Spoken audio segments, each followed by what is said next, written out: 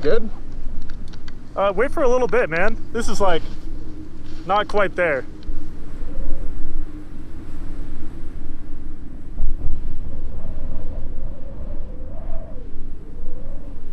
Three, two, one.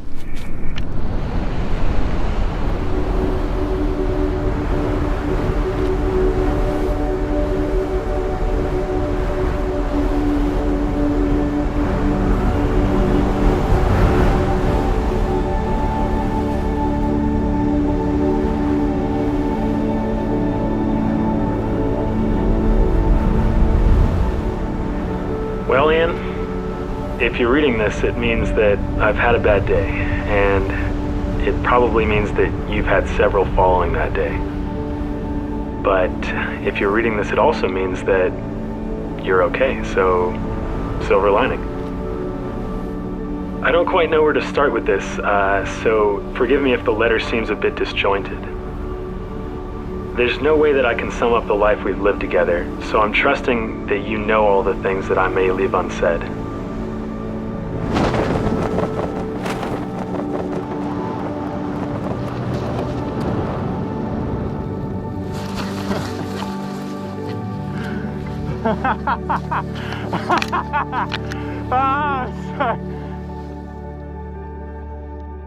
Dude, what is that smell emanating from? This is why I don't wear shoes. I just like cruise around barefoot most of the time.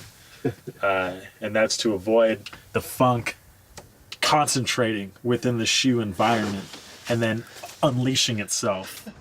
Good morning. I've been running low on sleep. This is like the first day I got to sleep the whole night.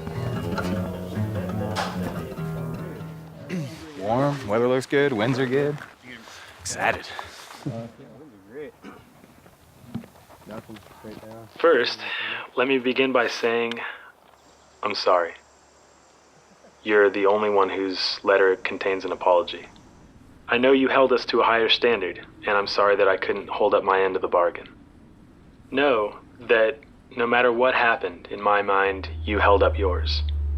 Please make sure that no one is held responsible for what happened to me.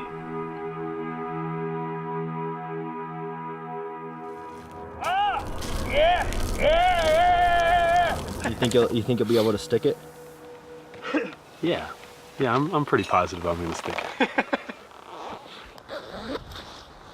Chest strap, leg straps? Yep. All right, nice and smooth. Let's have some fun. Good?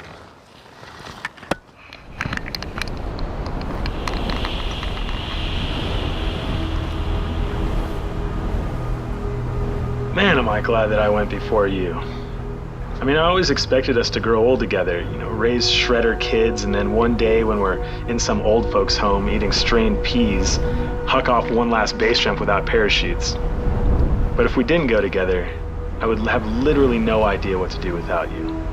I mean, shit, man, every single detail of my final wishes I've left to you, so it's kind of imperative that you die first.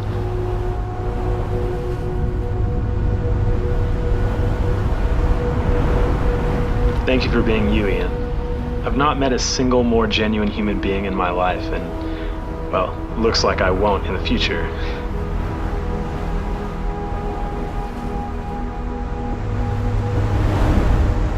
Since I've been here. Are you recording this? Of course you are. Why are you recording this? Documentary, motherfucker.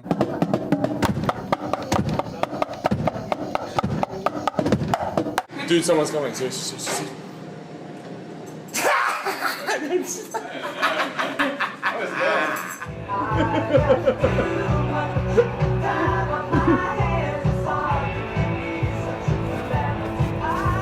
It's 5 in the morning. We're trying to hike up to do the wingsuit exit while there are good wind conditions, and it is extremely too early for me to be awake.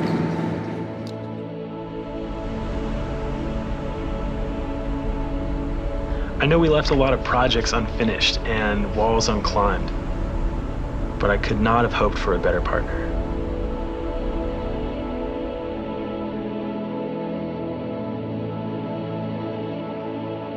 A while back, somebody asked me what made you the best climbing partner, and the reply was simple.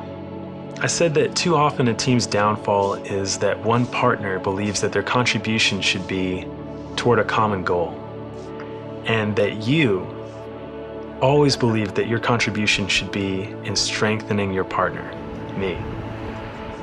And that's what made you the best partner in the world. We made it farther together than I could have possibly imagined alone. Know that I learned too much from you to possibly put in this letter, and that these lessons I learned unequivocally changed my life for the better.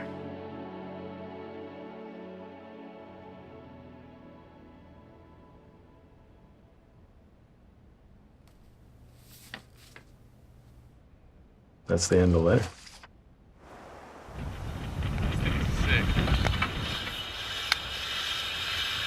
We were jumping off of a cable car, incredibly easy. One of the easiest jumps that we've ever done. So, okay, give him the fist and the 5 like we always do. He turns around to do a backflip. Have a good one. And I watch him go. 3, 2, 1.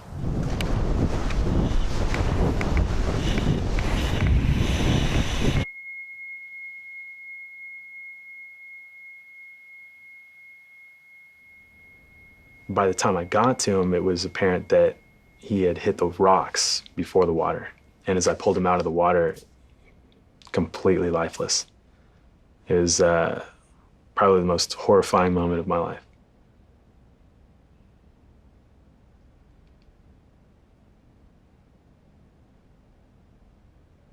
And that was it.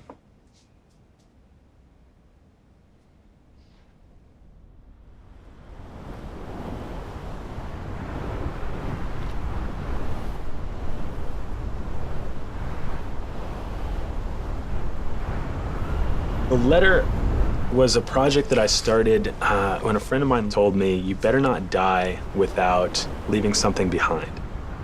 And so I started writing all of these letters to everyone that I knew. As fortune would have it, Ian died before me, so I felt it was important to read that letter. Excuse me. Yeah, no, I'm gonna leave you hanging. That's really tough. It's really tough to say everything that you want to say to somebody every single time you see them.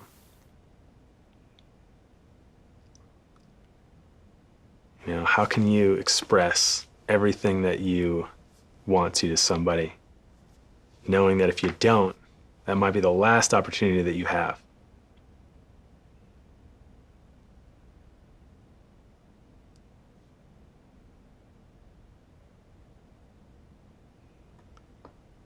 So yeah, I said I love you to him all the time. And even when I didn't, we could just look at each other and I knew that he knew. You know, because he also understood exactly what I did, that next moment we could be gone.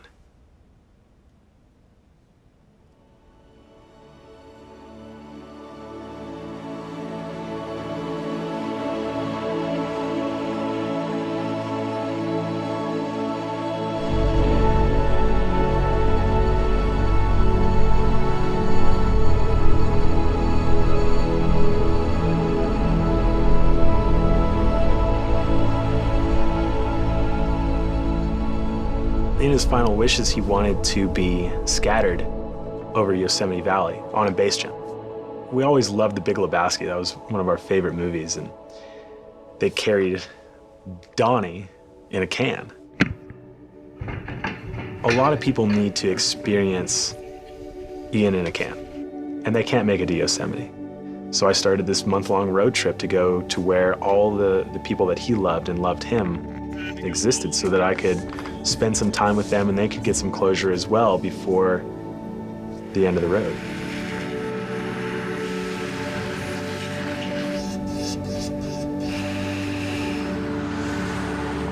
Oh, what is that? Just a coffee can.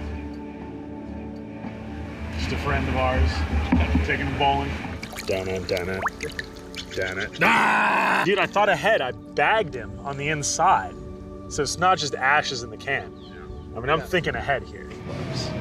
Do you think he'd, like, kill us if we put Clif Bars in there? Dude, this can would come back to life and he would kick you in the dick if you put a Clif Bar in there.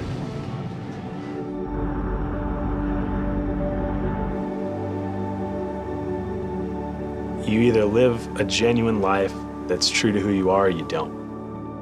And our genuine life was one that was full of risk. So that's the one we lived.